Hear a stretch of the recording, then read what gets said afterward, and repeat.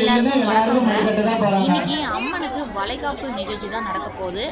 அதுக்கு தான் நான் முத்துமாரி அம்மன் கோவிலுக்கு நான் வந்திருக்கேன். ஸோ என் கூட சேர்ந்து நீங்களும் மட்டை தேங்காய் ஜாக்கெட் பெட்டு பழம் வெத்தலை பாக்கு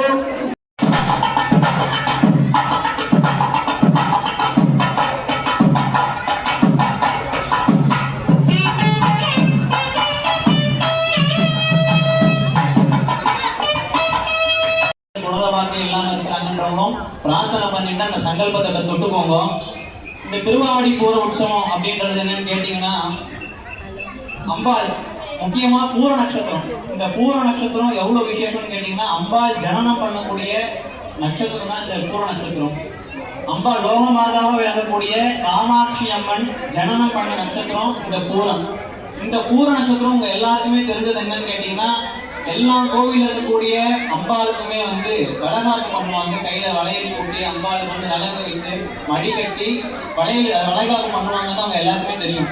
இந்த முக்கியமான உற்சவம் எதுக்குன்னு அப்படின்னு கேட்டீங்கன்னா, இன்னொரு உற்சவம் உண்டு. இந்த ஆடிப்பூர உற்சவத்துல வளைகாப்பு பண்ணக்கூடிய முக்கியமான கோவில் எதுன்னு கேட்டீங்கன்னா, திருநெல்வேலி இருக்கக்கூடிய காந்திமதி அம்பாள்னு சொல்லக்கூடிய அந்த காந்திமதி அம்பாள் தான் பாத்தீங்கன்னா இந்த வளைகாப்பு உற்சவமானது நடைபெறும்.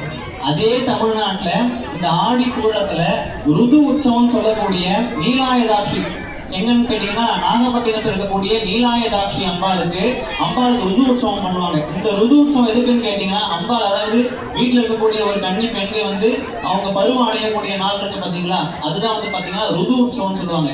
இந்த நாள்ல அம்பாலும் பாத்தீங்கன்னா ருது அடைந்த நாள். இந்த ரெண்டு உற்சவமும் ரொம்ப ரொம்ப விசேஷமா நடக்கும். இந்த பூர நட்சத்திரம் தான் அம்பாலும் ஜனனம் பண்ணாங்க. இந்த பூர நட்சத்திரம் தான் அம்பாள் லோகமாதாக்கு வளைகாப்பு நடக்குது.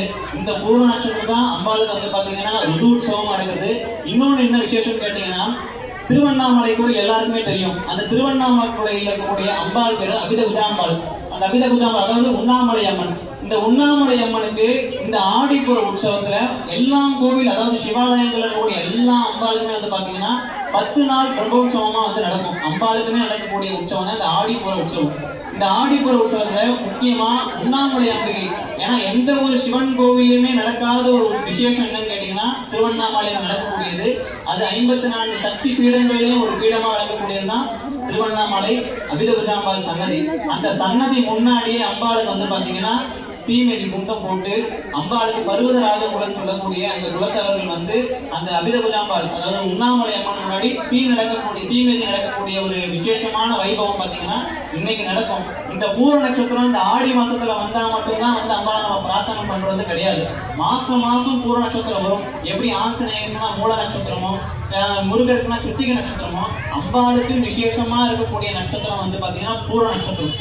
இந்த பூர நட்சத்திரம் எப்ப வர்றதுன்னு பார்த்து வீட்டுல குழந்தை பாக்கி இல்லாதவா, அதே போல திருமணம் ரொம்ப நாளா ஆகாத, ஜாதகம் சரியா அமைய மாட்டேன்றது இருக்கவா, எல்லாருமே பூர நட்சத்திரத்துல அம்பாளை பிரார்த்தனை பண்ணிட்டு ஒரு மழை பூவா இருக்கட்டும் சரி, இல்ல எலுமிச்ச பழமா இருக்கட்டும் சரி, இல்ல விளக்கா இருக்கட்டும் சரி, ஏதாவது ஒண்ணு அம்பாளை பிரார்த்தனை பண்ணிட்டு இந்த பூர நட்சத்திரத்துல அம்பாளை பிரார்த்தனை பண்ணிக்கிறது ரொம்ப ரொம்ப விசேஷம். இன்னைக்கு இந்த இடத்துல எல்லாருமே வீட்டுல இருக்கக்கூடிய குழந்தைகள் யாரே ரொம்ப நாளா கல்யாணம் ஆகியும் குழந்தை பாக்கி இல்லாதவங்க நிறைய பேர் இருப்பாங்க. அவங்களோட மனசஞ்சலம் எல்லாருமே நீங்கி இந்த முத்துமாரி அம்பிகைக்கு நடக்கக்கூடிய இந்த வளைகாப்பு நிகழ்ச்சி எல்லாருமே கண்டு கழிச்சு மழை கட்டியிருக்காங்க.